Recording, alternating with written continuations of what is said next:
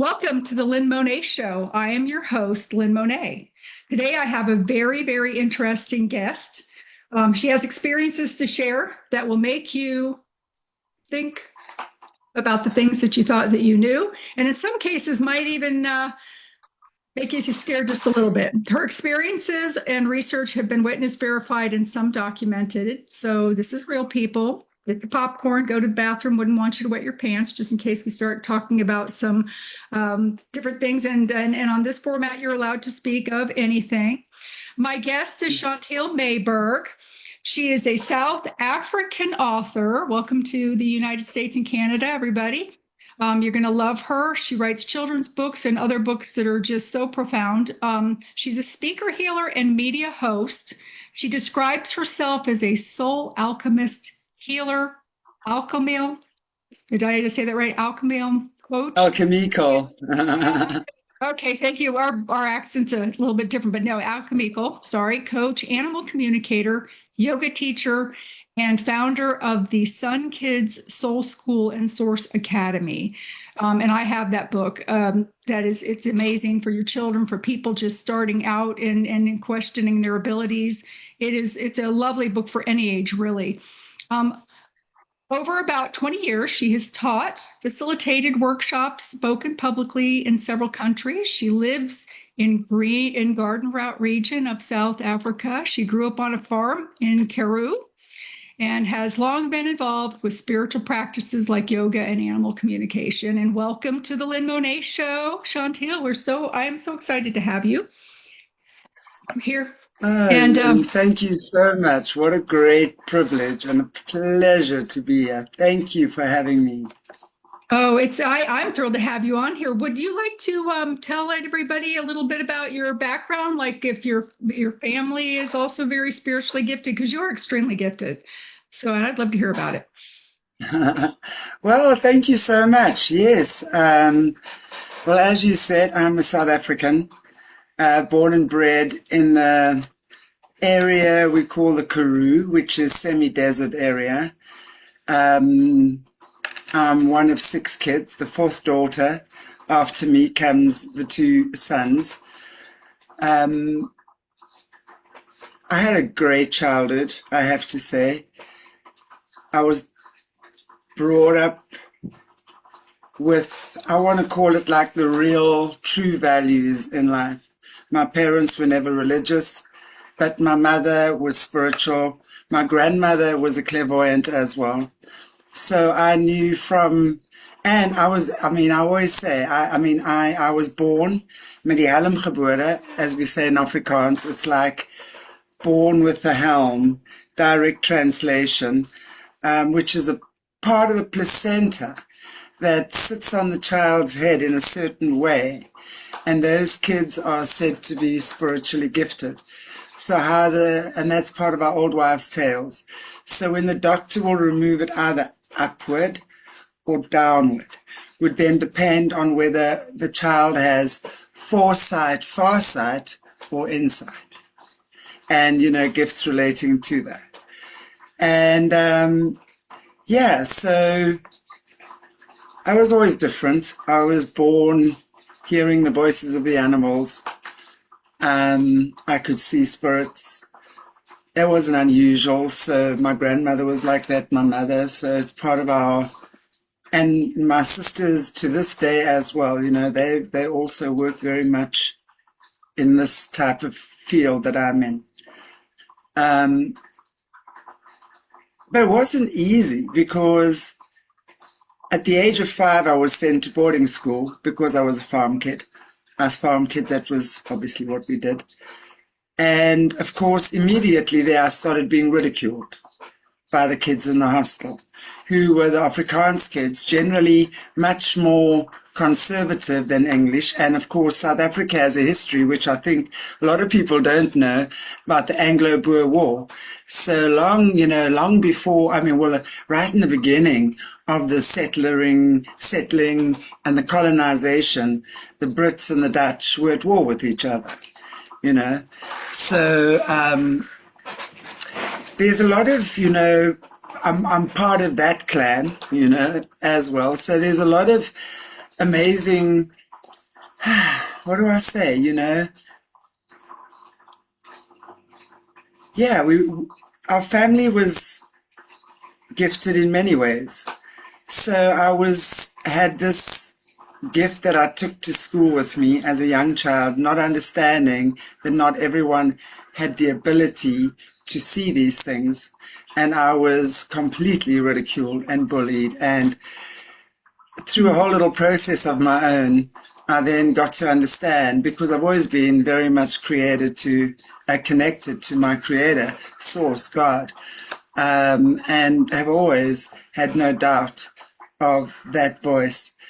And I was told one day, as I was sitting crying under the lemon tree because I'd been bullied yet again, that I had something that others didn't understand. So maybe just to think about not using that or not seeing into those realms for now. And I want to just make this very clear. The reason why I say this, because I was never commanded or told or demanded. It was a conversation like I was having with my father. Mm-hmm. And it's maybe too much now. So maybe just be a kid. You haven't lost it. It'll come back when you're good and ready to work with it. And that sounded like a damn fine idea to me at the time, and it was. So I then went off and I became a kid. I always had insights and foresights and stuff like that.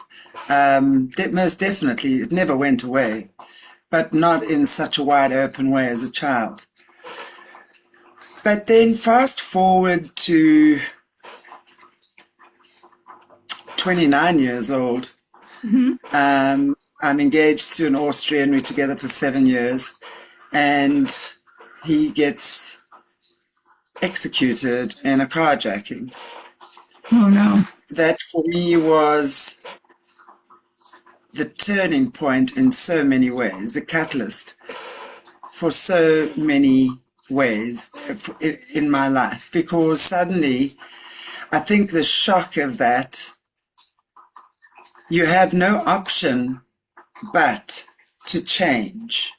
Mm-hmm. You have no option. You're either going to go deep into grief and into this dark place of trauma and torture, which was so common and still is in this country, because as you know, there's a very high crime rate in South Africa.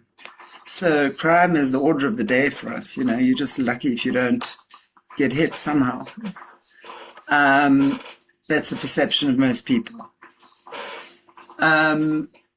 So, wow, what a day that was.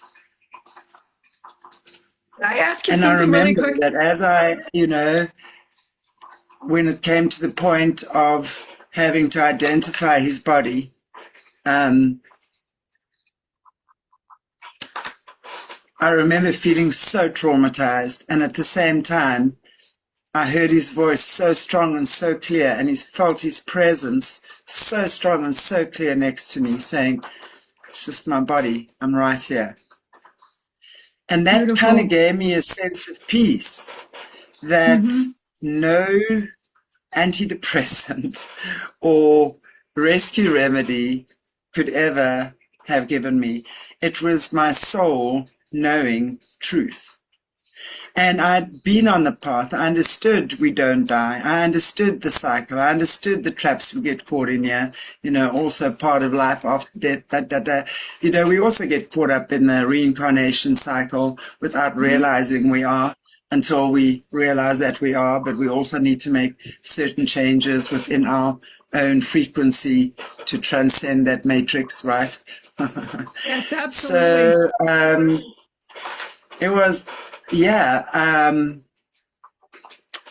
Then fast forward a bit, 8 months later, and I knew, because a friend of mine was a medium, a very good medium, and I went to her for just some kind of clarity and understanding of what the F had happened, And as it turned out, they were out. It was actually happened on the 12th of December, 96, interesting day as well.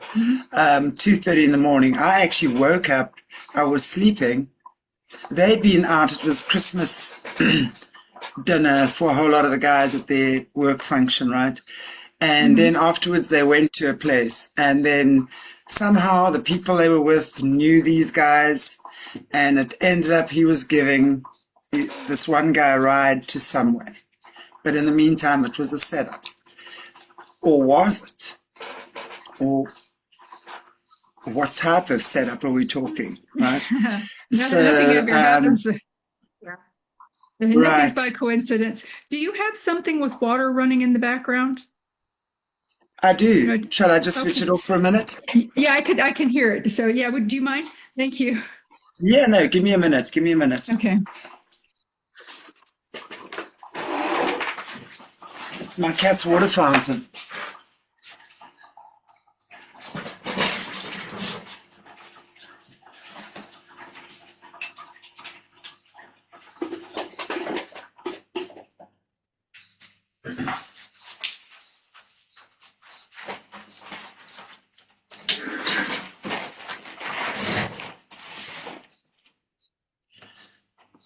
Better. There you go. There you go. Cool. Okay, please continue. And we were talking about the coincidence that wasn't a coincidence. Yeah. And exactly 8 months later, and in the meantime, yeah, exactly 8 months later, I got the call that they caught him. And the next transition was I actually went to meet him in prison, which was very important for me to do. They caught the hijacker, the person that murdered your boyfriend. Okay, yeah, your fiance. Yes. Oh, wow. So I actually went to meet him. And although so many people advised me not to, I mean, for me, it was just, how can you not do that? I so needed that closure. And I'm so grateful that I did that, because it gave me the closure I needed. It enabled me to let go. It enabled me to understand the spiritual journey that I was destined to embark on. I say destined because it was never fated that I take this journey. It was probably more destined, the way I see it, right? And how it expanded my wisdom, my knowledge, it awoke something in me that I had not been awoken before. And again, you know, in hindsight, you could either go right down and become very maybe vengeful or forever wounded and hold yourself back, or, you know, as a healer over the years, there have been so many different manifestations of people who've had trauma and grief. So it's difficult to say. But for me, you know, I chose this, and I knew then that as a healer, my gift was reactivated through that experience. And that's when I started doing the work again that I needed to do. And I cannot say enough times how grateful I am for the blessings and the bounty. And I'm not talking financially. That's par for the course for me. Money it's important, yes, but it's not something that I hold on to. It's something that we share, we pass on, and, you know, it kind of the flow of life. That's the way I see it. It's energy. But the spiritual gifts that one receives, and I say this to everyone who's been through something similar, whether it's a partner, a child, a parent, everyone has a different relationship. But the spiritual gifts that one receives through an experience like this no money can buy you, no university can teach you, because you're now being taught directly by God. And I knew Yes. that. I now receive direct counsel from God. And I understood so many things. It was just filtered into my consciousness. I would wake up sometime in the middle of the night and I would just write and write and write and write and write. And it was amazing because that path took me on some winding and very, very interesting roads, which I will never, ever regret anything. I mean, I've never done anything particularly wild, but I certainly walked the edge from time to time, and I had a lot of fun doing it because I always knew that I could. And I was protected in the sense that harm would not be bestowed upon me, if that makes sense. But it's also, Yes. that was a fine line between arrogance, because when you get arrogant with something like that, and the big thing there is intention. What was my intention? My intention was always for growth, for understanding, for spiritual awareness. And God knew that. God still knows that. So wherever I go, as long as I am spiritually equipped within myself to take that path, God is always alongside, if you want to look at it in that way, you know, that literally you. Yes. But you still have to walk the path. You still have to use the tools. You still have to bake the cake, so to speak, right? And at the end, it's, yeah, you know, and that's how it was for me. So, yeah, I've been a healer now for 30 odd years, and I've designed through that my own style of healing called Source Alchemy, which is really understanding energy. Energy can never be created or destroyed, only ever transferred or transformed. So that is the golden mantra, and that applies to each and every situation in life. And we have forgotten that. You know, we can Yes. talk about all sorts of reasons why we've forgotten, they did this and da da da. But yes, as a species, let's just understand, excuse me, however we got here, that's how we got here, and we are here. And it is now up to us to transform and therefore resurrect.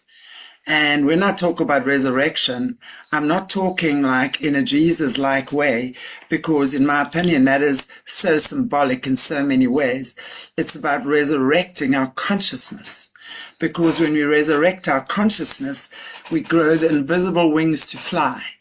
That Beautifully said. elevates us out of the matrix and out of the swamp. It's that simple. Is it that easy? No, not always. But when you are willing, when you say, yes, I'm willing, yes, that's my intention, 5 doors open. But you're not going to know that until you've made that decision. While you're sitting on the fence, you're never going to know. That's the most exhausting thing, is sitting on the fence. Make a decision. Hey, for those of you who know astrology, I have a Libra moon. I exhaust myself until kingdom come. I have a double Aquarian, right, with a Libra moon. Can you imagine how I fight in my head with myself? My Libra moon goes, no, we need to this, we need and my Aquarian goes, F that, we are not. So it's a wonderful combination, actually, because it kind of really has taught me how to bring balance to my thoughts and into my being in quite erratic situations. But yeah, you know, as I was saying, you know, just as a person, as people, it's all about our frequency. And that's what I was taught over the years. Because after that, I then, you know, as a kid, I understood, I saw things, I knew things, I saw things in people's body. I could read energy. I could see when people were lying. And although my grandmother was a seer and my mother, they didn't see things to the extent that I was able to see it as a child. And they couldn't explain it to me. So I had to try and figure it out in my own mind. Although it was normal to have these gifts in my family, no one could really, and eventually it was like just not even something I spoke about anymore, until of course it became again, it came back, was unlocked again, and come back, never went anywhere. You know, when the death of Hannes was a catalyst for that healing for me. So I then took this very abstract understanding I had of things, because after Hannes's death as well, my consciousness, that shock really expands your consciousness. And what you choose to fill your consciousness with after that shock and expansion, again, goes either way. It's what I've noticed in hindsight with people who've also been through traumatic, unexpected experiences. So I chose healing. I chose to forgive. I went to see him. I spoke to him. I gave him a section on the book from Khalil Gibran. I'll never forget page 45 on crime and punishment. And I said, one day you'll understand what this means. But that was absolutely the key for me. And through that, I was sure I got so many insights. I started teaching workshops. I had a group of people and I said, guys, I started then seeing how information is stored in the cells of the body. And this was not a year or two before. I remember the first person that came, Brandon Bays. She wrote the book, The Journey. It was before her. She was the first person who spoke about cellular healing. I was already understanding that through the consciousness we were doing. I was healing people. I was always able to heal animals for some reason. That was always something I was able to do. And it just became more and more aware. And I was reading first the tarot cards as well. And the tarot cards for me were really just, you look at it and I just didn't even need the cards. It was just, now you look at the person, you link, you connect. And I was then able to start reading. And what I understood it to be, I read the vibration of the person. And that's the body talks to me. So I see the blockages in the body. And when you understand how the chakra system works truly, and how all the body parts are linked to chakras and meridians, and all of that, you understand how your emotions and your thoughts and your spirituality has such a vital part in the physical manifestation of what's happening in this beautiful vehicle that is your body. Your body is the most precious gem you'll ever possess.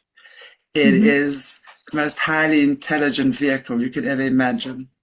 We have around 30 trillion cells in our body. One cell contains enough information to write 1,000 books of 600 pages each. So that's and we're currently operating with between 4 and 10% of our brain power or our cellular power, because when we get it in our cells, the brain actually wakes up. Or is it the other way around? Or is it a symbiotic? Does it happen symbiotically? You see, it's an awakening. And when an awakening happens, what I see is the Kundalini. The Kundalini is the transformative power that lives within the body, awakens within the cells of the body. And that's when transformation occurs. You then start seeing who you were in a past life, what your journey, your lessons have been. It's just amazing. You see into different realms, but you do so now from a place of responsibility and consciousness, not from something that is forced or stolen. It occurs of itself when the blockages are out of the way. So that journey has been one for me, and I was then able to take all of this abstract information and then put it into 4 concise workshops. One is 16 weeks, 8 weeks, 8 weeks. Because the human being is like the 4 legs of the table: spiritual, emotional, mental, physical. And if one of those legs is not balanced, you kind of like screwed. And it becomes like this wobbly table. And that is how you operate as a human being. So we go and we unpack and we see spirit, emotion, mental, physical. How does it work? How does the energy work? So it's and one of them is also animal communication. So that's so important, because when you open your heart and your mind up to other dimensions, creatures, species, you'll see we're all just the same. And when you can communicate with an animal, you can communicate with a tree, you can communicate with a nature spirit. And when you are of the vibration that is of God and of, I say, angelic nature, because when you are doing that sort of stuff, you are an angel for God. And I'm not talking about the ones with wings and that fluff around. I'm really talking about being an angelic presence, which is a godly presence, right? In the true essence. And when you are that presence in its essence, nothing can destroy that. Nothing. Nothing. You That's can't be true. spiritually attacked because it's like going through. It's like trying to grab hold of a cloud. You can't. It's there. It's beautiful. You see it and you just want to hug it and eat it and fluff all over it and lie, whatever. You can't. It's impossible. It's the same sort of thing that happens. And I'm trying to use that as an analogy, which I hope helps. Yes, But it then does. you get out of the path of destruction of the lower vibrations. And that's when you respect all life forms. Doesn't mean that you're a vegan, and it means if you understand that if you eat the flesh of another creature, there's certain LORE laws that we should abide by. And we've forgotten that, which is why we keep, the more we just indulge in this mass consciousness of consumption, don't care where it comes from, what life it had, that this we are creating such negative karma for ourselves too. You know, I mean, I do a lot of work with satanic ritual abuse survivors, and you hear about the horrors that occur in the system to kids and babies. Well, we're doing the same thing to other species. Yes. Yes. Could you speak a We little live bit in a mirror more? universe.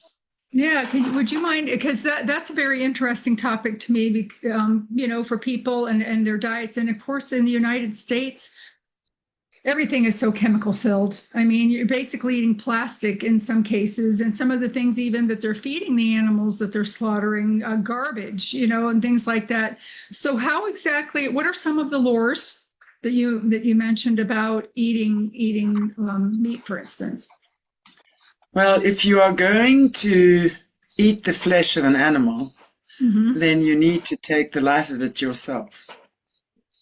In other words, the man, the hunter-gatherer in the family, needs to provide that. So spiritually, but it's like when you look at the Khoisan or the Bushmen, that are the First Nation people here in South Africa, they have a very special way of doing that. So let's say, for example, and I know this is also relevant to all First Nation tribes, right? In their own way. I speak from what I know about the Bushmen or the Khoisan people. And like they will have a fire, right? And a ceremony. Let's say the dad is taking his child, his son, on his first hunt tomorrow. So they do a ceremony and they will dance around the fire where they will dance for however long it takes until they connect to the spirit of the animal that has agreed to give its life to them for food. It Oh, is done yeah. before the hunt, not after you've eaten it or while it's on your plate. And also how you thank that food is very important. And to thank your food is super important. Otherwise, that energy remains trapped in the food and you actually consume it. And then we wonder why we have so many health problems as well. Yes. It comes from many different levels. Mostly it's energetic. Mostly it's energetic. And so every health problem, every problem is spiritual That's energy, true. emotion. So it's coming from a spiritual disconnect first, which translates into distorted emotions or blocked emotions, which translates into a fragmented or monkey mind process in the head, the thought process, which translates into disjointed physical experiences in the body and in your life. So all of these things matter. It matters so much. And it doesn't mean we all now have to run off and become a vegan and worship paganism, because I think any worship of anything is not right. Any worship of anything is not right. Respect, honor, integrity, yes, all of those things. Delight, love, enjoyment, relationship, yes. Not bow down and worship, because then you're immediately making something bigger than yourself or more powerful than yourself. Christ never asked anyone to worship him. That's true. Christ asked that we should watch, pretty much in a nutshell, watch what he does and do what he does. So don't do what I tell you, do what I do. And all of you can do what I can do, and so much more. And I believe that, you know, when we, and that's why I say no one is coming to save anyone. That's the lie. You are here to save yourself by understanding that every single thing you need is within you. I did a show yesterday on Milk and Honey on SOULutions with Chanti. Talks about the brain, the milk, the honey, the 33, the vertebra, everything that is needed within you. And what the church has basically made into religion is so not what it's about. It's actually the structure of your body. Your body is the holy temple. You are the temple, but you're also the amusement park. Don't ever forget that. I refuse to actually think my body's only like a temple. I'm like, no way, I'm having fun in this body. I'm riding this wave, thanks. That is awesome. I love that. I love that. You know, does that pertain to just the hoofed type animals, or is that with fish and everything, every kind of say meat, for instance? And really, what Every you were living saying about, creature. yeah, and Every really, living creature. there Yeah, you go. every living creature. And even your plant sources, you should say thanks Hey, to as well, because they always. are always absolutely, the gratitude is so important. Wow, that is interesting. You were also mentioning a talk you had started to talk about before I had kind of asked you that question, which I wanted to know, and I think everybody is that's listening is going to be nodding their heads and saying, "Wow, what does that make sense?" You know what I mean? It explains a lot. I remember when I was a beef eater that I had to stop eating beef because I could feel the pain of the animal when I started to eat it. And it just, I was repulsed by it. I mean, not repulsed in the sense that I thought that it was, but my heart just broke. You know what I'm saying? Because I'm connecting in with the energy of this suffering animal that may not have gone down so well. So I have trouble with eating certain things because if I can taste any injury, type thing. So I've had to back off on a lot of that myself.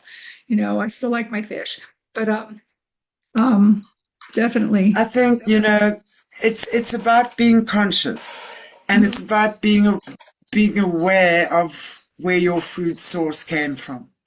And when it appears on your plate, be so thankful that that animal gave its life for you, because that gratitude is what releases the animal. You see, anything that has suffered That makes sense. remains in a lower vibration. Mm-hmm. The spirit of that animal, therefore, does not move back into the light either. It finds the next available body to move into, which is probably another slaughter animal. Wow. And then that cycle carries on and on and on. And so the loosh is harvested Yes. by controllers. And Mm-hmm. when we start looking at slaughterhouses, and when we understand that the Freemasons have actually done all the town planning, they have created those places, churches, schools, certain significant government buildings, etc., on very significant portals and ley lines that actually harvest the most energy. Now, the pain and suffering at a slaughterhouse, think how much loosh harvesting, how many billions of animals are slaughtered every single day across the. Yes, absolutely. We cannot think that that is not hypocritical, that we are prepared to support that, and yet we are screaming about our children being cannibalized by the lizards. It's a different species chomping at us, if we look at it like that, and we chomping at anything that's a different species because we think we have the right to. You see, we've got to change our consciousness about so Absolutely. many things. And it starts with each other. How on earth do we love animals in that way when we can't even learn to live together? Look what's happening in Gaza, right? It's just horrible. The world is being ripped apart. We are being asked to be the calm in the storm. And there are some of us, obviously those of us who are doing this kind of work at this time, and we know this is not, it's not an easy time. Not It at is all. not. You've got to have your wits about you. But when we know what's going on and when we understand what the purpose is and that we chose to be here at this time to be doing Absolutely. exactly what we are, then that's when we gather our own inner strength. And when all of us gather our inner strength, think about a whole lot of people, all with gathered inner strength, having this amazing, strong spiritual force that is really shining light. And light is so powerful. It It is. melts, it dissolves, I don't care what hoodoo guru, any black magic mage, mages, whatever they are, send it to you. How many intricate years of spell work has gone into that? If it comes into that energy space, gone. It's gone. That's what we must realize. That's That's true. our defense and our win. That is so true. And in your point making that we all have volunteered to be here for this time, and a lot of people, more people are awakening to that. And also what you had mentioned, I totally agree with. The world is, we were having this conversation before you even came on about how Gaia has been absorbing so very, very much. I'm sorry, let me make sure that's turned off. So very, very much, but it has no way to expel it. It's been absorbing all of the negativity on this earth. And now things that are happening, the eruptions, the earthquakes, the tornadoes, these are all necessary things, even though people are going to die. Yes, they are, but these are all necessary things to happen so that she can renew herself.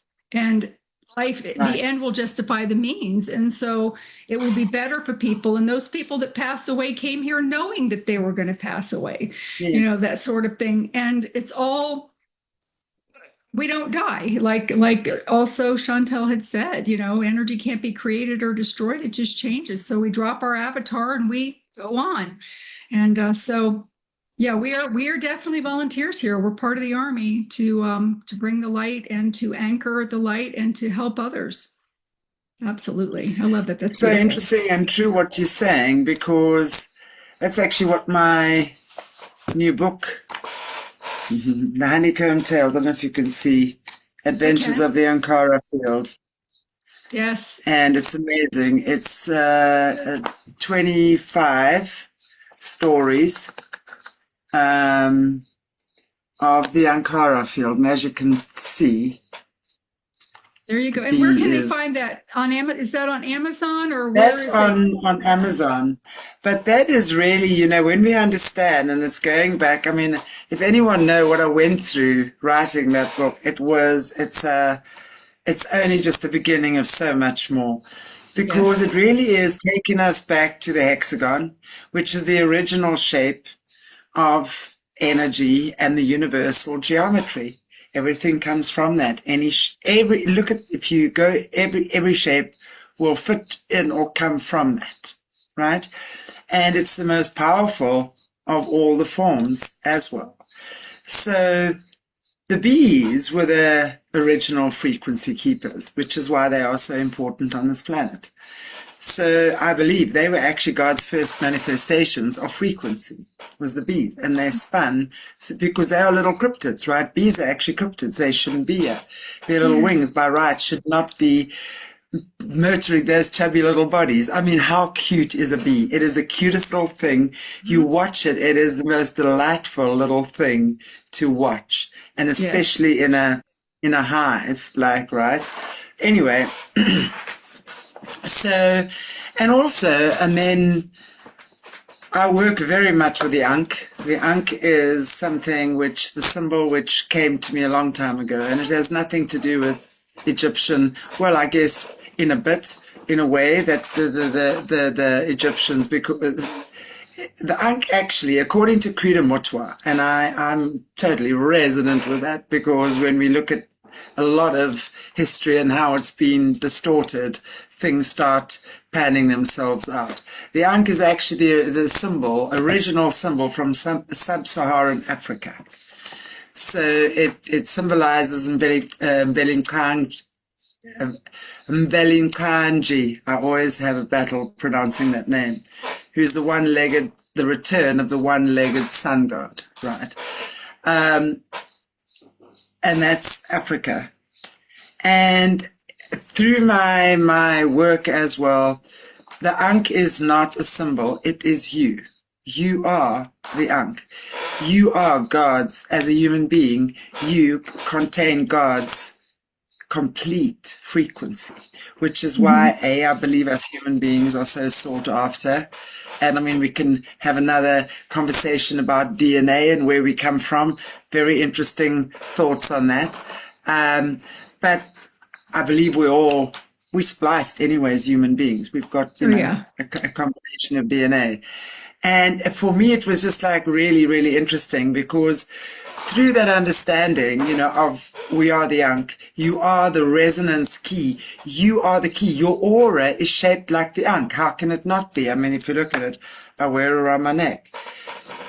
Head, arms, body, right? So your aura is shaped like the Ankh, which contains all the codes, keys and symbols. It is the most powerful symbol on this planet. And that is why I've spoken to some survivors who were taught how to work with the reverse side of the Ankh, broke my heart, because that's exactly how they usurp blood energy, etc., etc. Everything is a negative as well. But ultimately, it contains the human ability to either lift, raise, grow your wings and fly, right? The Ankh is your angel as well. Wings fly, or you spiral down. It's the key that takes you way down into the lower realms. So the Ankara field, what we talk about, is the field that exists within your consciousness. The Ankh, you are the key. The Ankara field is shaped like the hexagon, right? You are the key. That is the Ankh that unlocks what the field holds for you. So that's what this book is about. It takes us back to ancient consciousness. It's not just for kids. It's for adults, probably more, because it really talks to the inner child. The inner child the inner child really pertains to our lost innocence, the part of ourselves we've lost. So here we talk about remembering. We remember the hum. We remember how to hum. And every chapter has a hum link as well, the breathing and the humming, very important, that come with us, breath and hum, and a nectar note. And of course it has the stewards of the Ankara field, which is Shankara and Solara, the male and female Ankh, little twin souls.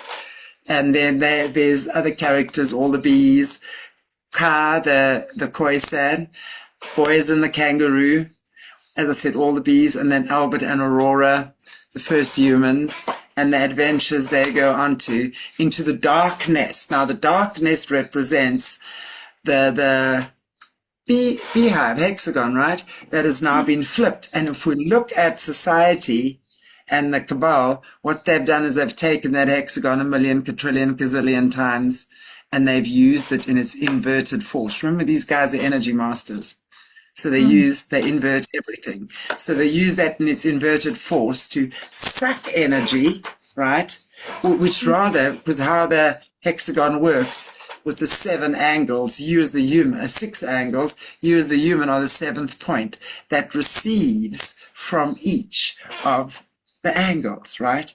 Now, in Oh, its wow. natural form, the energy works inwards and through the hive, through the hexagon, right? Mm-hmm. Now, when it's stolen, the hexagon or the hive is flipped, and then it goes outward and upward. So then it gets stolen, taken. Look at the kids, how their own spiritual gifts are weaponized against them, how they steal things and they take that which is not theirs.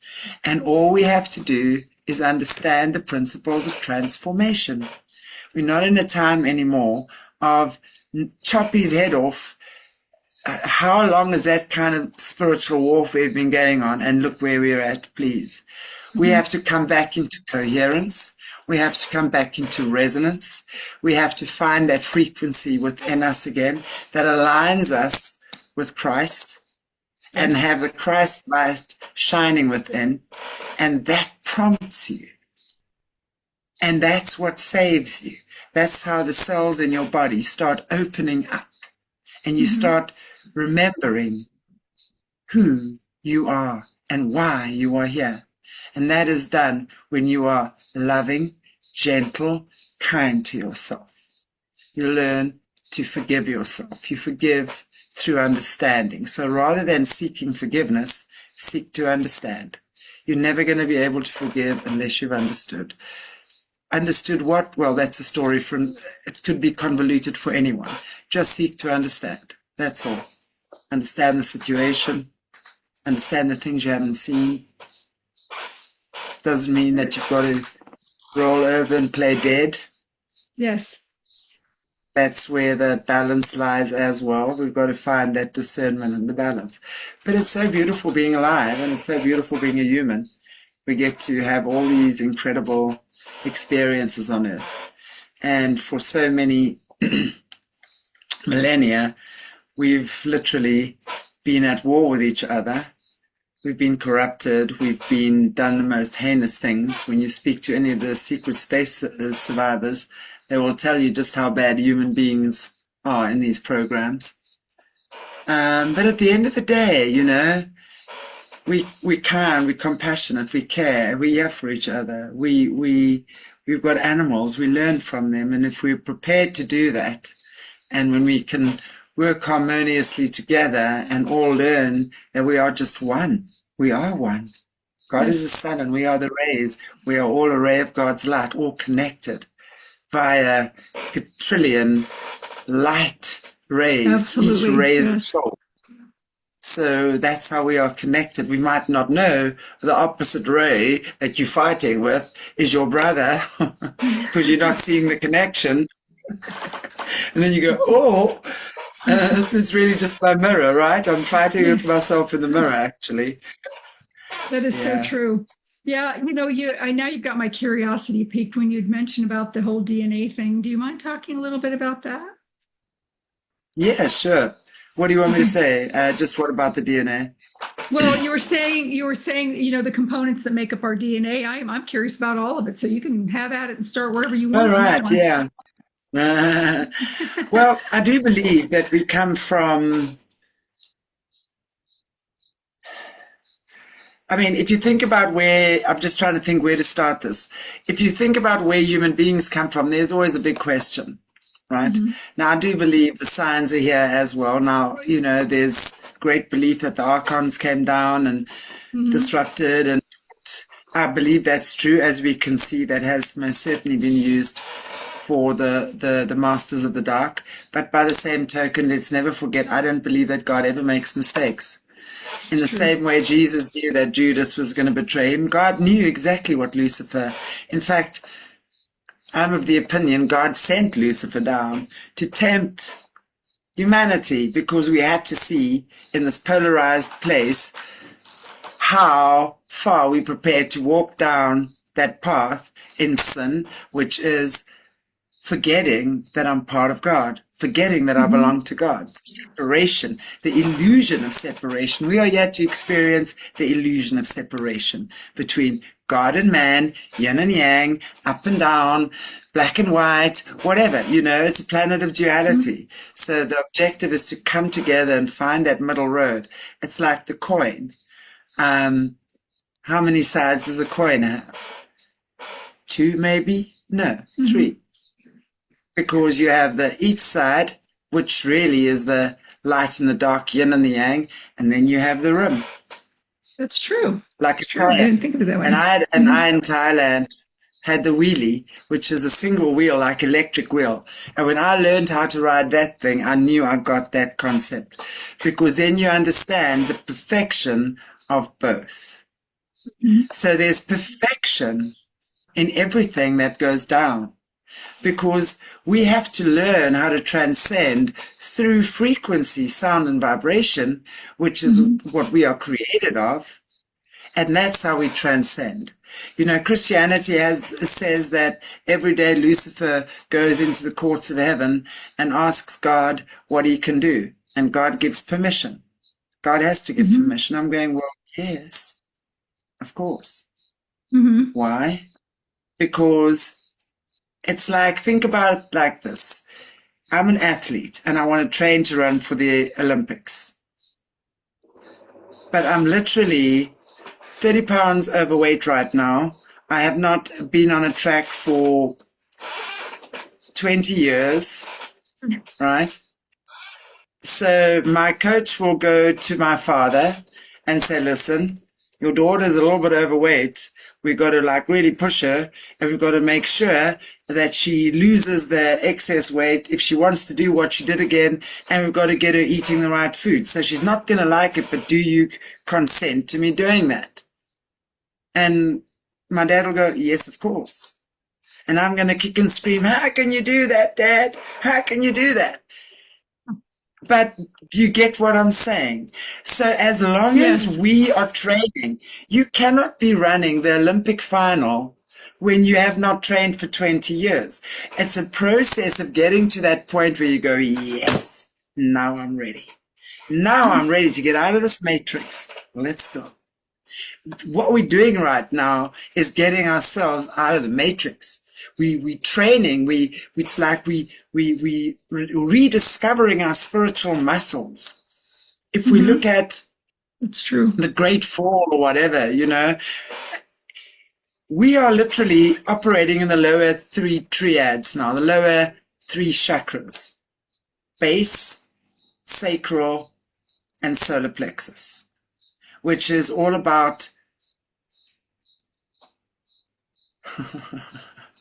grabbing, holding on to earthly material goods, money, power, sex, all about control of the material things.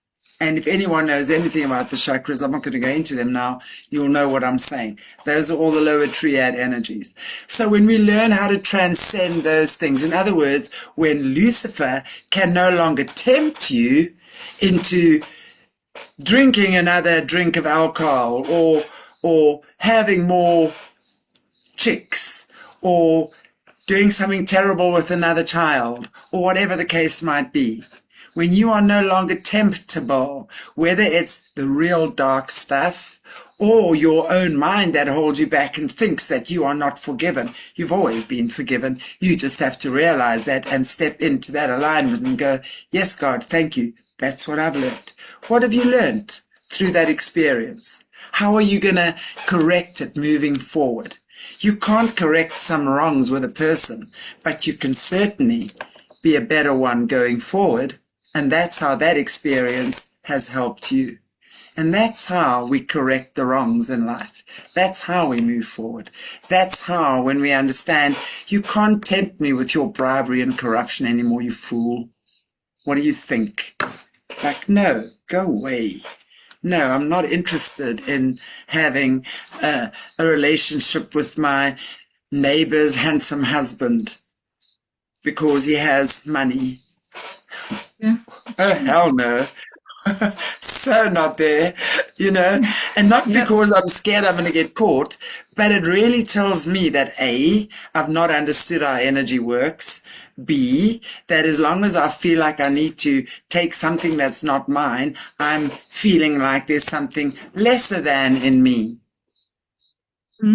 So I'm choosing something that is unavailable to me. Why? because something in me is unavailable to me. So what have I got in me that's unavailable? Let me go and do the spiritual work on that.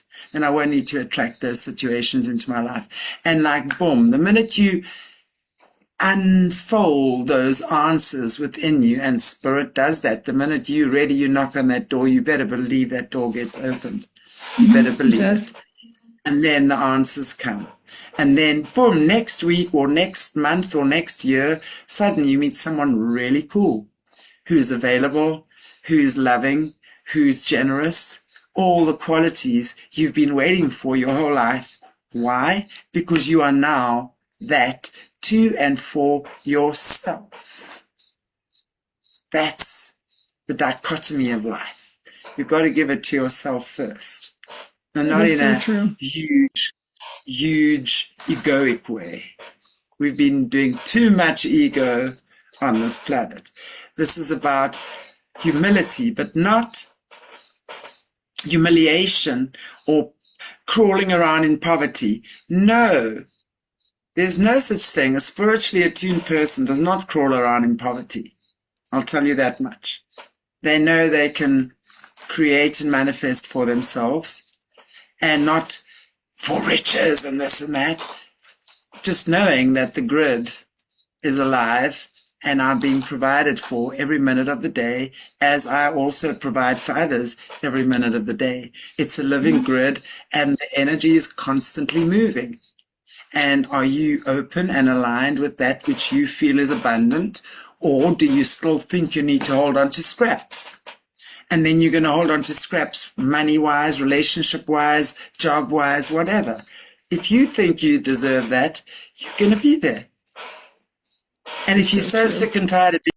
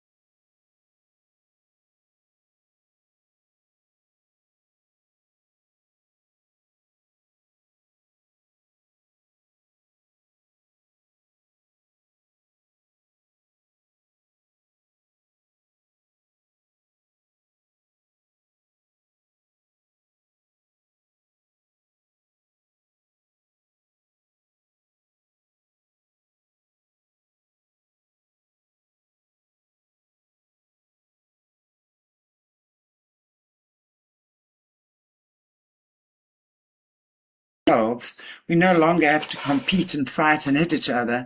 Now we move on to different experiences and different dimensions, which I'm sure are probably going to be much Grow, yeah.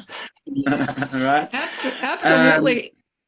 Absolutely. And the religious part of it too, it's become so much about money that they want to keep people in that herd mentality to keep them in a direction, want them to question. If you question, it's demonic, if you whatever.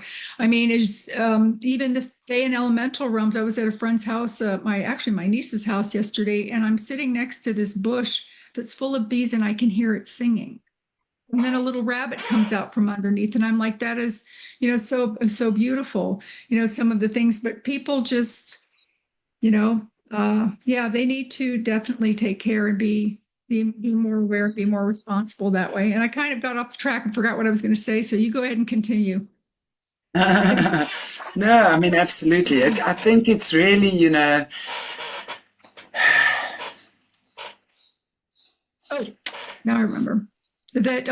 I remember. well, I'm sorry. no, go on, go ahead, Yeah, go. I remember what I was going to say is that like even things like Fae and elementals have been so demonetized because people can't see them. They become afraid of them. So they assume if it's something that you can't see that it's woo woo. And I actually investigated into some of that and found that even in the Bible, there was a whole book called Armagh, Armagh,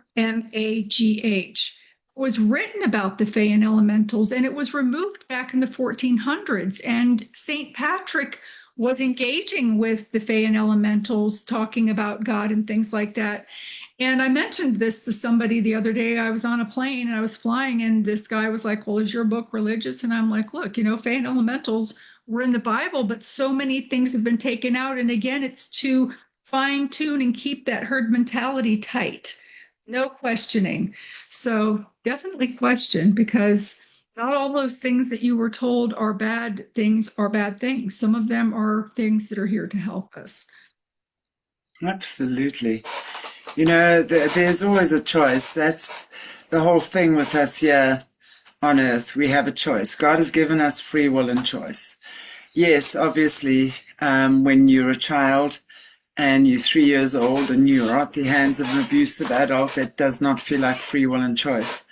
But your free will and choice exists before that.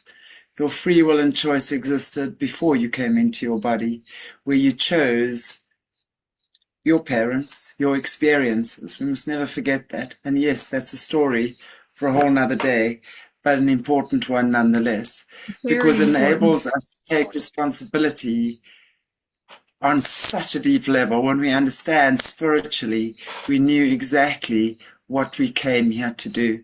We suffer from amnesia because it wouldn't really serve us to remember when we came, would it? What would be the challenge? No, because you are taught through challenges to break through the fears, to discover the hidden keys and codes and gifts within you that is going to elevate you spiritually to a much more expanded level of consciousness. And that's what we see. Yes, absolutely. When we get that, and that's why knowing these things is not enough. It's experiencing it. We don't have to experience every trauma, whatever in life, but when we shy away from experiences, when we don't take opportunities when they come our way, and then after the third or fourth opportunity, it doesn't come your way anymore. Now you want to kick your butt because you didn't take it when you had the opportunity. Rather take it and say no, or turn back from it later. I mean, obviously depending what it is, okay? But more than anything, you also need to learn how to trust your discernment. Discernment is the most important thing here. Intuition, intuition, people often mistake that and they say it's weak or whatever. No one has, intuition is God's voice. And when you are in alignment with Christ, that's when your intuition is spot on all the time, because that's God speaking to you through the waters of your body, through the living waters. As a woman, you have like 80% water, a man probably 70 or 72%, arguably. I don't know. There's always different theories about that. But through the waters of your body, the voice of God is heard. That's right. And if your emotions are blocked, water equals emotion, right? And if your emotions are blocked and fragmented, you're not going to hear that voice coherently. You're going to hear all sort of all sorts of distorted messages, and then say it's God, and then when it turns out to be wrong, then you're really mad. But you will know when you're in that moment of clarity. And when your heart is clear, you don't harbor anger or revenge against anyone or anything. It doesn't mean you've got to be peachy, sweet, and loving everyone. It just means you've got to be neutral about situations that you previously were very fired up about. You've got to get to that point because it's a whole energy reset. Your whole body resets itself when you reach a certain level of, okay, I get it now. There you go. The cells in your body rearrange themselves, the DNA, and I know I wanted to talk about the DNA. Sorry, I diverted from that. I'll get there now. That's and okay. But literally the DNA, because we are born actually with 12 strands of DNA. We have a double-stranded helix that we operate on, but scientists have termed the other 10 strands junk DNA, but they really don't know what it is. That's why. But as you awaken spiritually, it's like bing, bing, bing. The DNA starts reconnecting. It's like plug being put into a socket again, and ding, switch it on, and brrr, your hairdryer works again. Before you didn't realize there was no plug. It was, what the hell is this thing just flying around? You can whack someone, whatever, it's a useless object. Now suddenly it becomes a useful object again. So as we awaken spiritually, it's like your DNA automatically starts reconnecting. It's like ting, ting, ting. And it's when you start having these aha moments and you start getting this spiritual alignment. You start trusting, you start knowing, you start feeling, you start moving. And boom, that's when you'll have your Kundalini activation. Now, Kundalini activates when all the blockages are out of the way. Kundalini should never, ever be forced or coerced in any way, because spiritually it can be very bad. It can literally kill you because it's a very powerful energy force that sits in the base of your spine. That when your body is ready for transformation, Kundalini, your body fires the codes. Boom. Kundalini coils up your spine, all at the speed of triple light, I think, or quadruple light, whatever. As it coils up the spine, it activates the central nervous system within the spine, activates the neurons in the brain, and reactivates the cells within the body and the DNA within the body. And suddenly it's like, whoop, the lights go on. And wow, I smell something different. Suddenly I hear, maybe I become audio, like sentient or clairaudient, or suddenly I can start hearing, smelling, sensing. Suddenly I can start seeing auras. Suddenly I remember who I've been in a past life. Suddenly this heartache makes sense. Suddenly I see the truth of the situation. Suddenly the veils get lifted from your eyes and you understand things on a deeper level. And this is why in the system, when they're torturing kids and stuff, they will do so through sex magic, and they literally steal the child's Kundalini because it powers their sex magic. So used in its negative polarity, it's very negative, dangerous. But again, anything that is inverted, we know the system has inverted everything. But as you align and awaken spiritually at the right time, boom, it occurs. And it doesn't mean now you're going to fly off with your wings. Well, I don't know. For some, maybe. I don't know if you're a butterfly or a dragonfly. But it really is an awakening of consciousness. As the DNA plugs in, it's like the lights come on in your cells. And things start making sense. That's what a Kundalini activation is.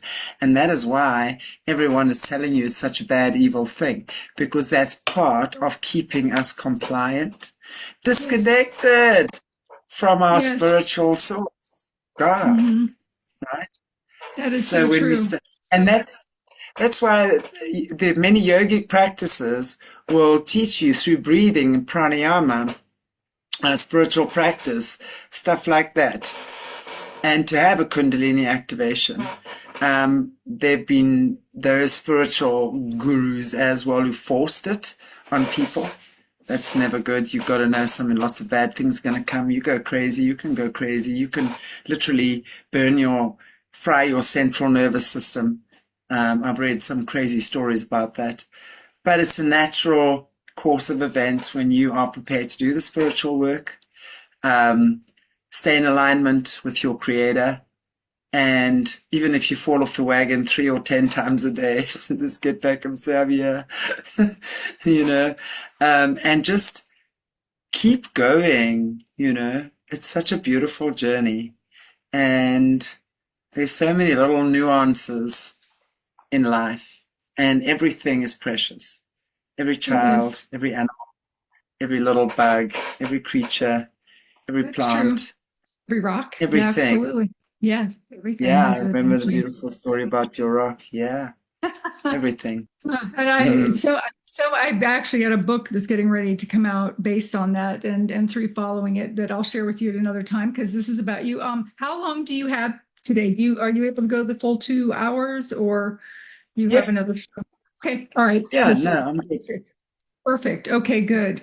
I thought that it was really, really interesting that you referenced the bees as cryptids, and I've never thought of them that way before, but you're right. It's anatomically almost impossible for those little tiny wings to handle that great big bulbous body that they have, and they move around like helicopters. So that's very, very interesting too. Right, Yeah, right. it is. But I'm so, I'm glad that people are becoming more aware. And the parental thing that you mentioned, I know is a whole nother topic, but I have to bring it up because something that I actually had to face in myself. We do choose our parents, as we already know, when we come in. However, you've got to realize that sometimes if you came in with a really, really shitty parent, okay, in your opinion, um, you got to understand that before you came in, you chose that parent, and maybe that parent sacrificed to be the shitty parent for you to be able to evolve and learn Hmm. what you needed to learn. Nobody wants to come in and be the bad guy. Nobody wants to come in and be the person that everybody hates. But somebody has to do it. And if they are Yeah, that high level of a being that they're willing to sacrifice that for you in order to come in for you to learn what you need to do, it's a different way to look at it. To look at it differently to maybe help people, not totally. be so resentful. Absolutely. We must never forget that before we come in, we have sacred contracts Yes. with every soul with whom we come, we have relationships. And very often, your harshest lessons are taught to you by your strongest soulmates and your guides. Why? Because we love each other unconditionally. And I use this analogy a lot, so I'll just use it here because I hope it can make the viewers who maybe have a difficulty in understanding that, understand it. So let's say, for example, you are this beautiful little gold bouncing soul flying around the heavenlies, and you've got your big daddy guide next to you, and I'm really just breaking it down into like a child's way of understanding, okay? And you looking down at Earth and go, planet Earth, oof, tough planet that. But hey, I'm ready to go back there and do some what work, whatever, a life. And your guide goes, awesome. Let's have a look at the Akashic record of your soul's journey. And you'll go and go, betrayal, you've never quite mastered. Deception, we've never quite mastered. Forgiveness, we've never quite mastered. And you're going, okay, then I'll come down. How am I going to get through these experiences that I've had so much problems with in the past? So there's a beautiful meeting arranged at your round table with all your beautiful angelic souls, your soulmates, whatever, whoever embellishes your beautiful soul, right? And let's say your father, who just happens to be your strongest abuser in this lifetime, and you recognize as he's sitting there, that's the soul of your father, is sitting right next to you. And he goes, hey, what you going to go do on earth? And you go, forgiveness. Forgiveness. And he goes, forgiveness? Wait, I'll be forgiveness for you. That's right. And I'm going to think of the skankiest thing I can do for which you need to forgive me.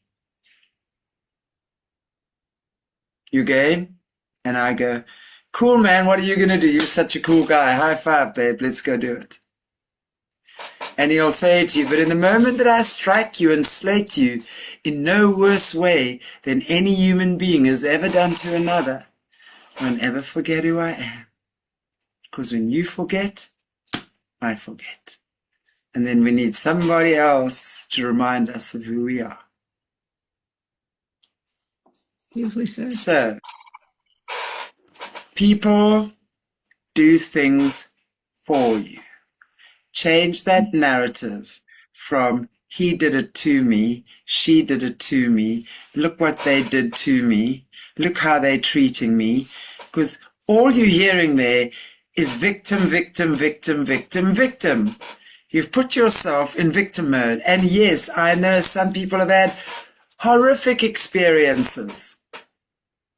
But whatever your template is, I will guarantee you that this will apply to you as well. I don't know why some people have come down choosing much more traumatic experiences than others. Many people I've worked with, those souls are strong. It's like what you were saying earlier, Lynn. They come to hold quite a dark space, but they are actually very, very amazing light souls. And they are definitely God's warriors. And they know exactly, it's like they're spies in the dark. They're like God's spies. And they're doing God's work, actually. And that's when we look at this book as well. It talks about the hornets and the killer bees, right? That transform back into honeybees. Because once we found our consciousness again, once we remember who we are, transformation is the order of the day. If that makes sense. What was I actually saying before that? I feel like I lost track. Oh, you were talking about basically picking our parents and you were talking about how Right. the agreement is Okay. before we come in. Yeah. So when we remember that, it changes everything. It does. Yeah. Because and I like it takes us out of victim mode and goes, wow, now God, what do I need to learn from this angle? Exactly. It's the learner, teacher, teacher, learner. Who's the learner? Who's the teacher? There's always a 50-50 thing.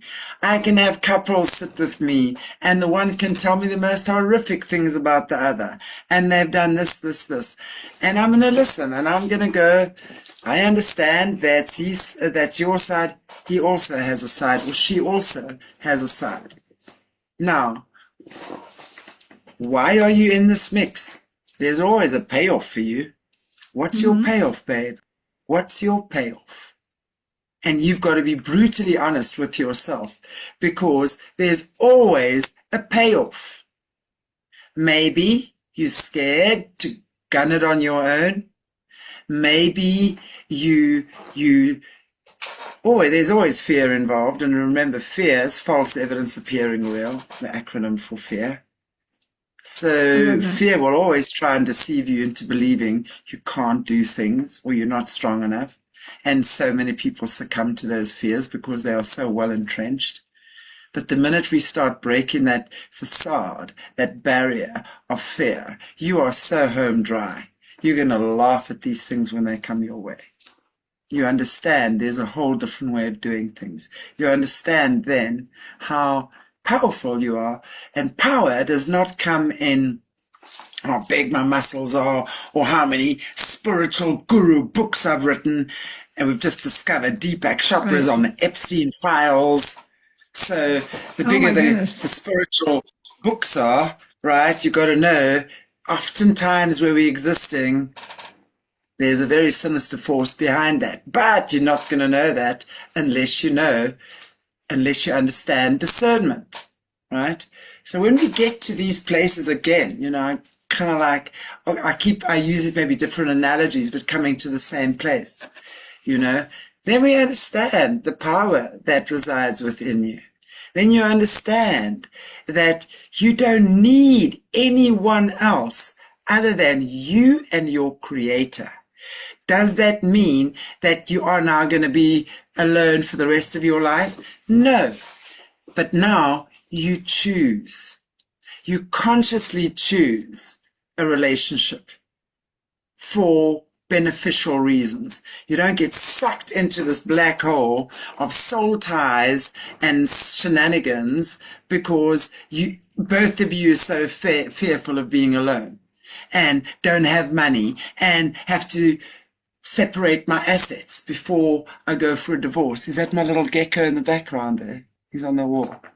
Yes, I see him. I see him. I wondered what that was. I figured that it was. Oh, how cute is that? The Fae sent you a house totally. friend. Yeah. I have 3, yeah, actually. Do you? They're house friends. Yeah, I like that. Yes, I do. Gosh, you know, Indeed. people are probably just their minds are blowing with the information that you're giving, and the way that you're explaining it is so clear. I absolutely love that. You also have a children's book, and you were talking about the children's school. Would you like to go into that a little bit? I think that this is a baseline that is so important, not only for children, but also for people that are just kind of interested. And, you know, I love it. I love it. So please go ahead and tell us about that one. Yeah, the first one that I did was my Gaia Handbook for Tomorrow's Leaders, Healers, and Teachers. And I just want to point out that this was the first edition, the hardcover, and we did it in, what's that, landscape, right? And really, but the one, if you buy it now on Amazon, it's going to come like that, in this kind of cover. Size, etc. The Amazon unfortunately doesn't do it like this, but they do hardcovers now. So it is going to be available in hardcover. But look, this took me 6 years, and it took Monèt, the designer, 3 years. So this is a 9-year labor of love.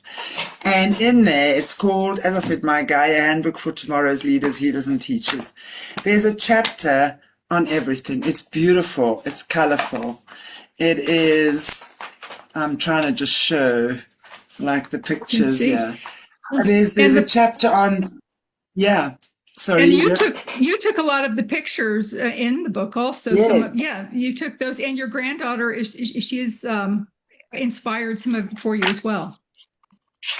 Yes, she makes an entrance in the book as well. I want to just see where her little pic is. Yeah. But wow, it was just such an amazing. No, that's not the right one. My pages are sticking together. Where's her? Her picture's actually in the second edition. She wasn't born yet when this one was done. She actually was born, it came out on the 21st of December 2012. This went onto the shelves, and she was born in March 2013. Okay, because well, maybe it was that you were mentioning that you were reading it with your granddaughter or something. Because I remember you talking, connecting the two. So it is a beautiful, beautiful book. The photography is amazing. Chantel did an amazing job. And also, aren't you starting a school kind of based on this? Yes. Isn't there a school The on that Sun, as well? the Sun Kids Soul School, yes. Where literally, this book actually started off me writing it as a manual for the Sun Kids teachers. Now, the Sun Kids Hmm. are, yeah, it's basically the kids that, so every child is a Sun Kid.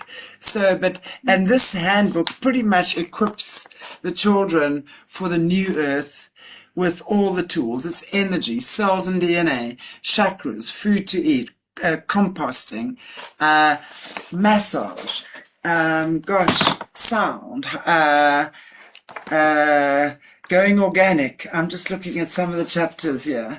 Animal communication, yoga, everything. Yeah, it's really beautiful. I mean, Mornay has illustrated that, and I got to tell you, he's done it really, really beautifully. So everything, it's concise. It's It concise. is. And there's also an activity book that goes along with that.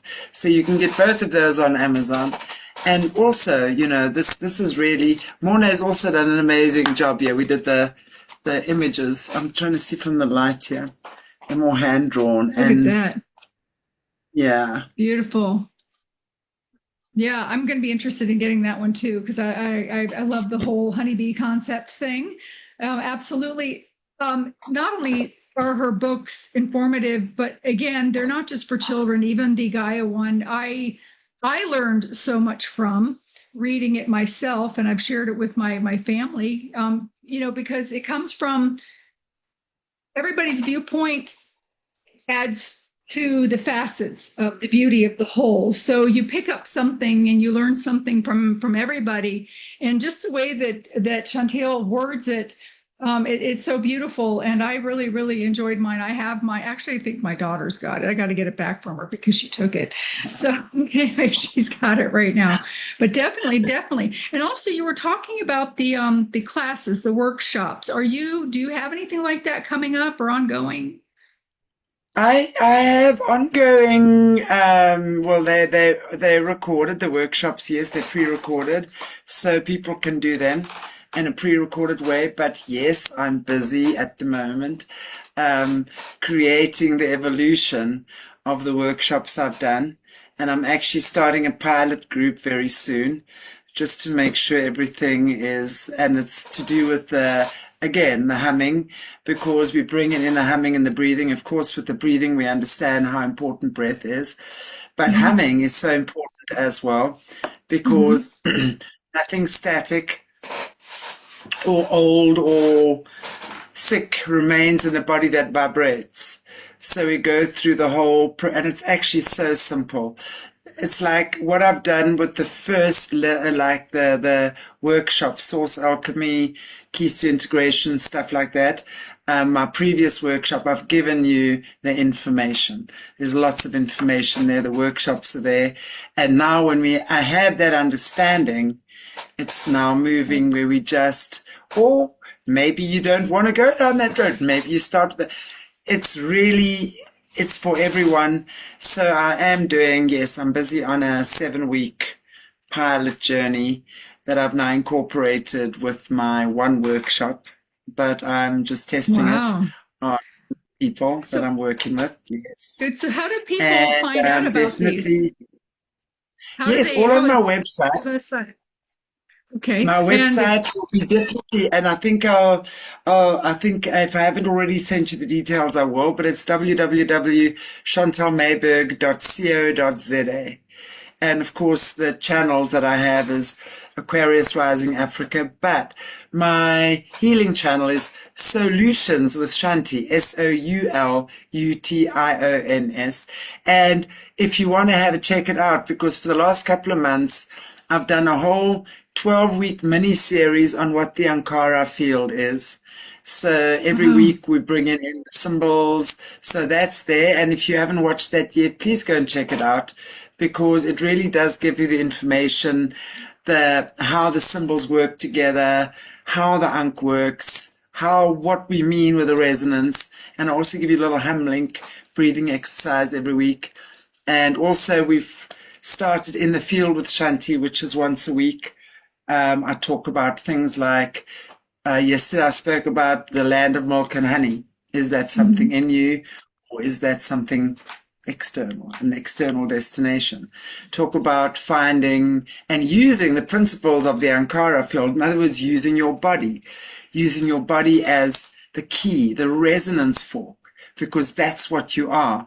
How do you discern between truth and bullshit and chaos that we're currently experiencing in the world? No one is going to tell you. I don't care who's your president. I don't care who's anyone's president. We are not Mhm. here to be daddied anymore. We are here to be sovereign. And as long as we choose to be daddied, we are always going to get a manipulator, or the potential of a manipulator at least, who definitely has their agenda at heart. So again, that takes to what we were saying earlier. What part of yourself are you giving away? We are living in a very narcissistic master slave, slave master, actually BDSM society, if you think about it, all the way Yes. up and down, right? So when do you start taking off your collar? When do you no longer choose to be someone else's master? Because if you're a slave to someone, you're someone's master as well. That's true. Very, very. Yep. Quit being somebody's bitch. That's for sure. Can be. Yeah. Yeah, it is true. And I think that the times are changing with that too, because people have had enough. The Right. consciousness they've had enough, and they're ready to take back. They're ready to empower Yes, we so themselves, are. and not, you know, We it so has are. gotten old. So as far as The age of people, Aquarius, Lynn. I And this is know, the I year of the know. fire horse. Yes, just started. Yes, yes. It's Anything's starting on the possible. 17th. Are you a fire horse? Um, as What far year are as you the born? I was born in 63. I think No, no, I'm a no. rabbit. I'm a rabbit. I'm a fire horse. And we starting on the 17th. My birthday's on Monday, the 10th. My Happy big 6-0.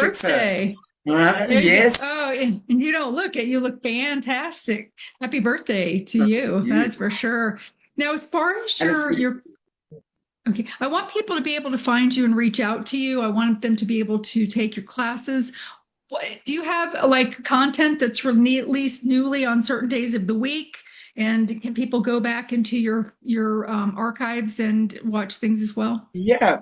Look, what I mainly do now is I do the shows. So I've got the Aquarius Rising Africa where I interview guests probably 3 shows a week, at least 3 to 4 shows a week. And Mhm. then on solutions as well. And there's really, I'm giving you the content of how to do it, you know. So getting people in tune with what this is. It's very new. A lot of people, oh my gosh, she's in the occult. I'm like, no. Oh, she's not in the Um, occult, people. She's not yeah, no, definitely. I definitely can not. vouch for that. She's definitely not in the occult. So stop that. Just stop that. Yeah, That way of thinking. Just stop it and open up, and you'll see that it's not that way at all.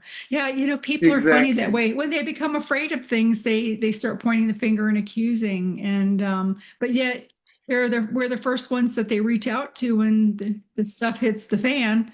Because we still Exactly. plant because those seeds are still planted. So that is so important.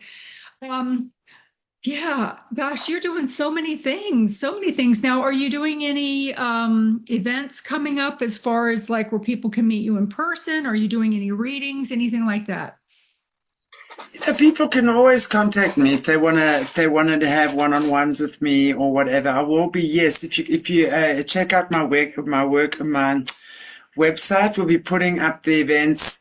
In March, we have our annual Surya Namaskar celebration, sun salutation yoga, where we spend 3 weeks doing yoga, 36 sun salutations, 72 and 108 Wow. over the month, and then we do a water fast. It is so beautiful, amazing, amazing. And I've also just put out a little demo video for the beginner yogis.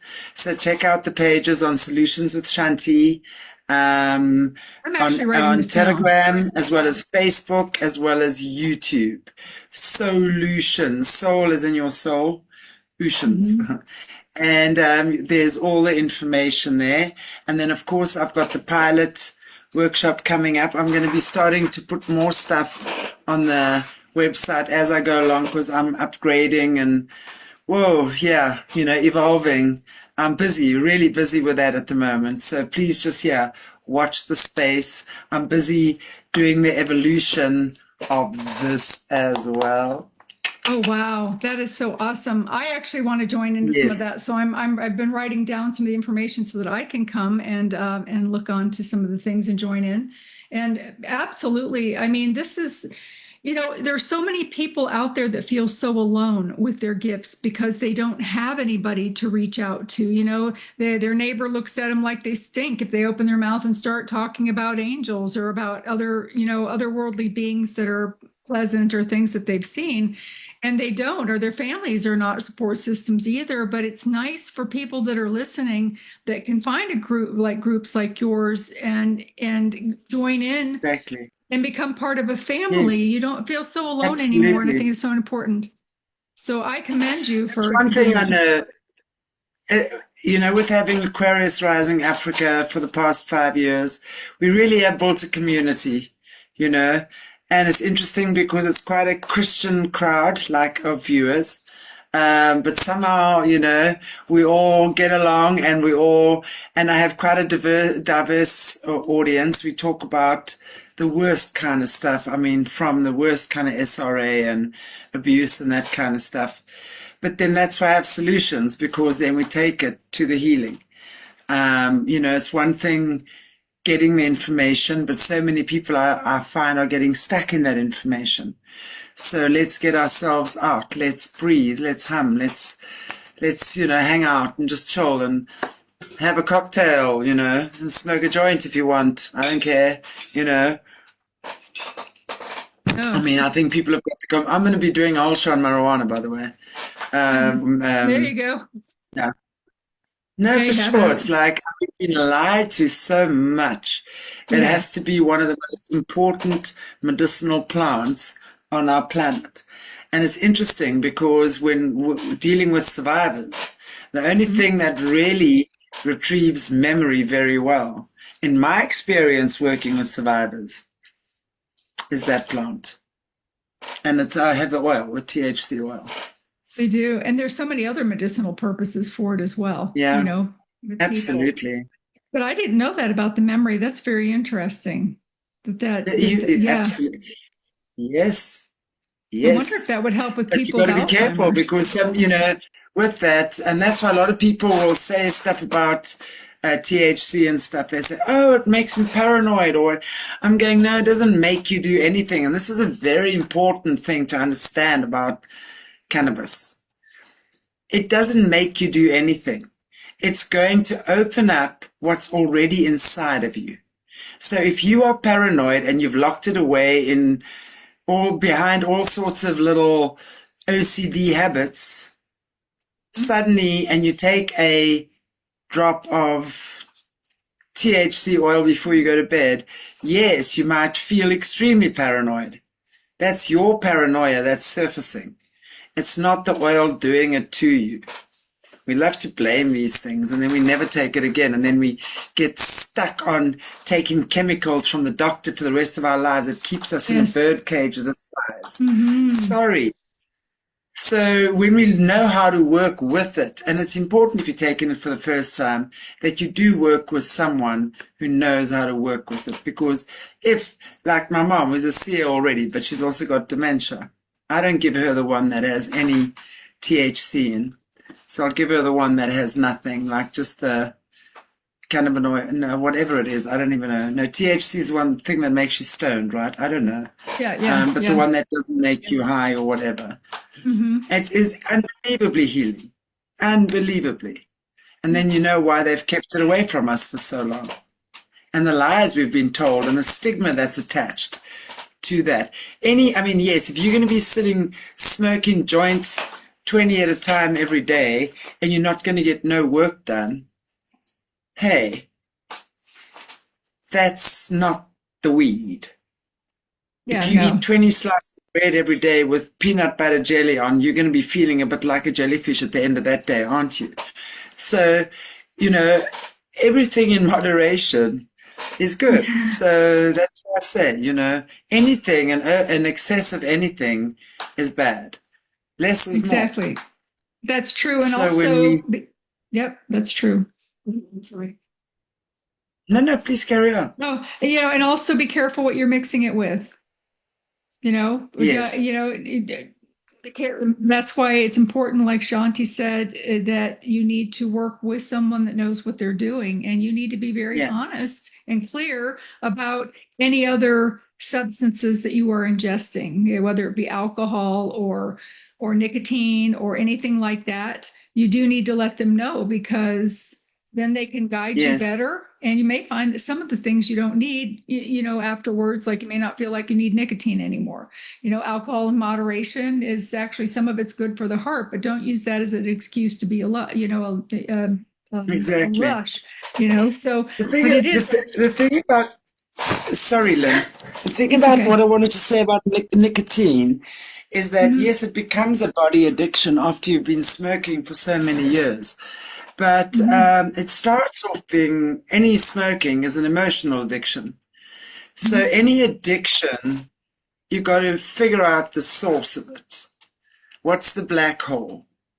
And the minute you figured out the source of the addiction, and I've seen it on myself as well as people I've worked with, an addiction can be broken within 24 hours. It can be broken in minutes, actually, if you choose to.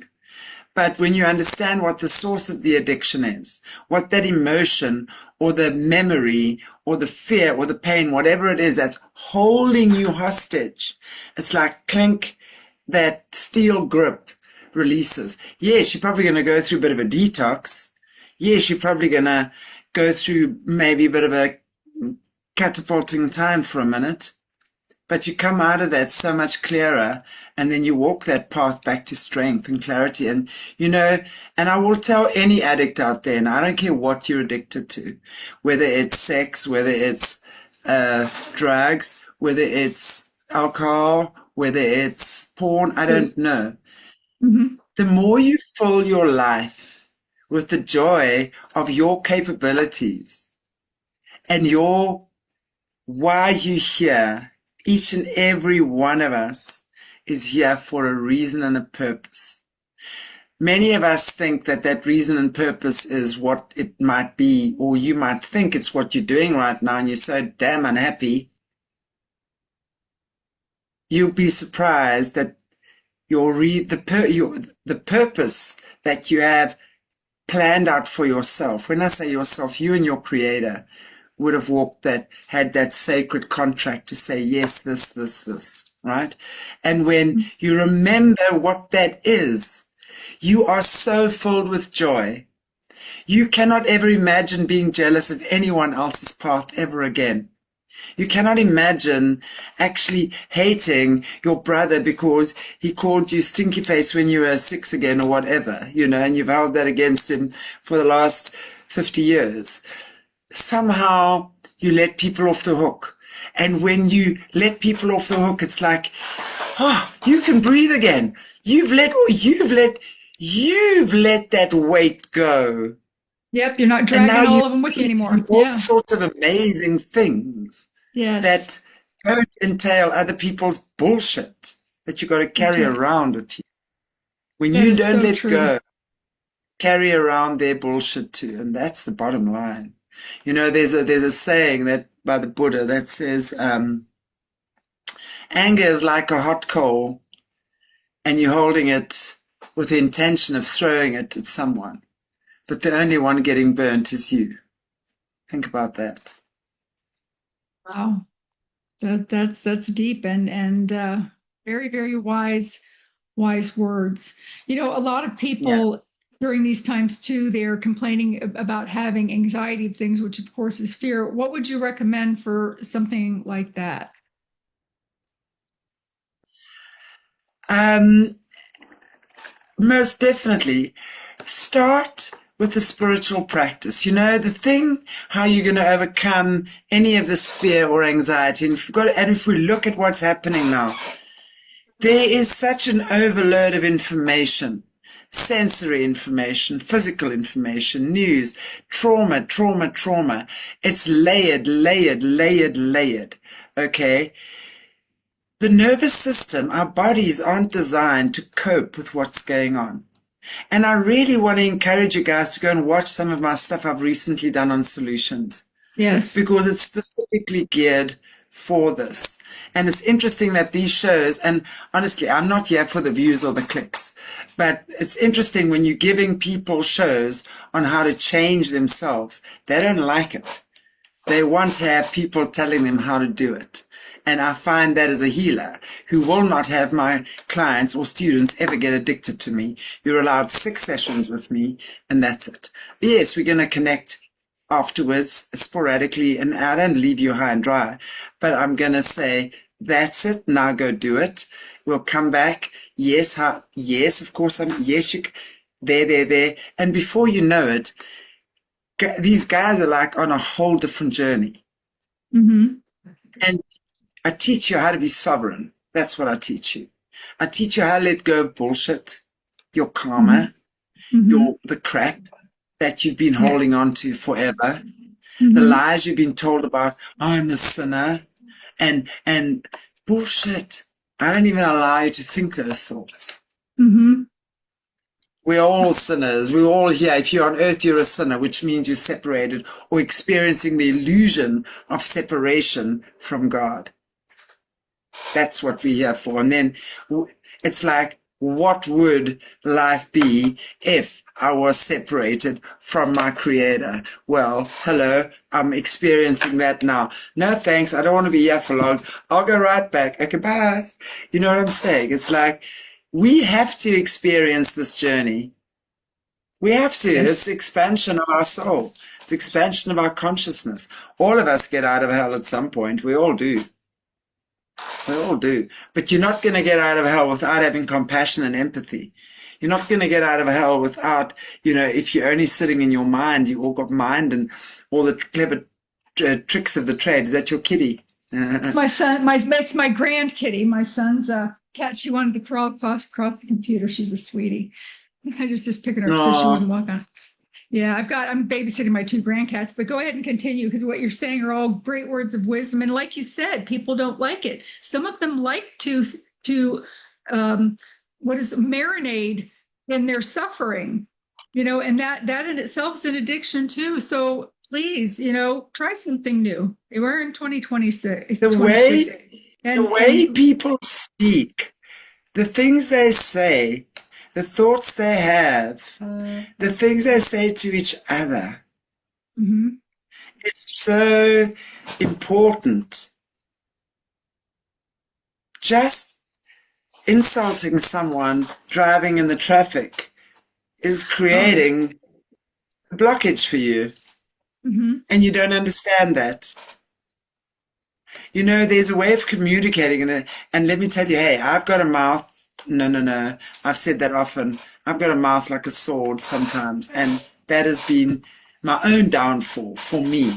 Never mind someone else, but for me, I've let myself down a lot by saying things that I shouldn't have said, and that I've deeply regretted. Look at that beautiful cat. You want to say hi? And hello, my baby. What's the kitty's name? Her name is Macy, and she was a feral. She was a feral. Had a feral mother that abandoned her, and she was bottle fed and came to us, and we feel very, very fortunate to have her. There she is. She is beautiful. She's obviously come for a reason. Macy, yes. Hello, my love. Macy. It's so beautiful. Yeah, there she goes. Macy. And she's beautiful because she has little wing markings on her back. She is striped, but she's got kind of a little leopard. But yeah, the little ear, that little face. No, she's very aware, that cat. She's a guardian. She's super aware. She knows exactly what's going on around her. She's psychic. She'll pick up all sorts of little disparities and things, and you'll probably find she'll be quite possessive over her owner. Yeah. She is a daddy's girl, and then we've got the other one over here that he's sleeping. We found him on the front porch. He was a little nugget sitting there, about 4 weeks old, and we took him in and fed him. And he's something else. He's a very smart cat, but he has a few trouble with some social skills because he wants affection, but he doesn't always know how to receive it. Hey, you want to come say hi to Chantel? Come here a minute. Come here. Hey, big boy. This is this is Ooh, Beans. what's your name, Tiger? This is Beans. My daughter named him Beans, like beans, Beans. And this is Beans? him. Yes, and he's a good boy, and Wow, hang he's on, not look at happy it. with me. He's like, "All right, I'm done." Wow. He's also very special that way, and yeah. Powerful cat, that powerful energy. Yeah. And I want to ask you about something about him when we go off the screen, because I want to make sure that they're with my son right now. I want to make sure that they're all happy. So anyway, with that situation, because it changed, and but I'm enjoying babysitting them right now as we speak. So as we're coming to a close, we've got just a couple of minutes here. Is there any words of wisdom that you want to leave them with, or any way to contact you? You might want to repeat your contact information again, so that they can find you. And definitely Yeah. watch her shows, you guys. Definitely subscribe to her shows. Make sure that you hit that notification bell so that when she pops up, you'll have her right there. All good stuff. All good stuff. I highly recommend it. I have it on my phone, so she pops up, so I know when she's on, and it's great. But go ahead. Any last words that way? Everything is in your attitude in life. You know, everything is, we seem to complicate things so much. Transcendence, wisdom lies in the simplicity of things. So the less complicated things are, that's generally the right way to go. I think there's so many people who are confused in the world right now, overloaded. You Mhm. know, I recommend breathe, do yoga, go for a walk, spend time in nature, go for a drive, walk barefoot. Do you know how many people, I live in a coastal town. Do you know how many people come walking on the beach with their great big track shoes or whatever you call it, tackies? I'm like, no, I'm not seeing right. No. It's true. They do. Or they I go in the mean, ocean with their water shoes on. It's yeah, like, what are you doing? Take them off. do you remember them in the pandemic swimming with masks on? Oh, yes. Yeah, isn't that crazy? Oh my gosh, that is. But definitely. I know, right? Oh my gosh. Yeah, I'm so glad You that know, that has I really passed. think absolutely. Just take a breath. You know, we've got to slow our nervous systems down. Come do some yoga with us. Come breathe with us. Come hang out with us. In the field. I call it in the field, in the Ankara field. You know, I am not the person that's going to glib over the atrocities of the world. I'm going to expose them. I'm going to talk about them, and I'm going to name names. And those who know me know I'm not shy to do that. And I'm going to say my say. I do respect that each and every person, whether you of the light or the dark right now, there's a purpose and a reason you're here. So no, I do not want to be killing anyone and everyone. I believe everyone has a purpose of turning alchemy that led into gold. And if you read the book, The Ankara Field, The Honeycomb Tales, I speak about that, and I do it in a teachable way that is both for kids and adults. As I said, it's not just a child's book. The kids from about their probably age of 9 or 10 could start working with it quite nicely. They're on their own. But it's really for you, the parent, to work with your kids, the same as my Gaia, to have that coherence with your child. You know, the way that these guys have gotten to us is through breaking down our family structure. Yes, And let's rebuild as moms, as dads, as families, sisters, brothers, aunties, uncles, cousins, whatever. Let's rebuild the family, let's have fun. Let's do things together. Put away the phones, even if it is just for 2 hours on the weekend, and go for a definitely. walk, go for a ride on your bicycle with your family. Have fun. have fun. Just have fun. Enjoy life. There Enjoy you life. go. There you go. Well, first of all, I want to thank you so very much for being an amazing guest on my show. And everybody, please seek her out. Definitely buy her books. Yeah. And join her classes or check into her things and be part of the Thank you. family because she will definitely join you in. So thank you so much. This has been another great guest and episode on Lynn Monèt. The Lynn Monèt Show right here on Ground Zero Plus, the only place to be. Have a good week, everybody. Thank you so much.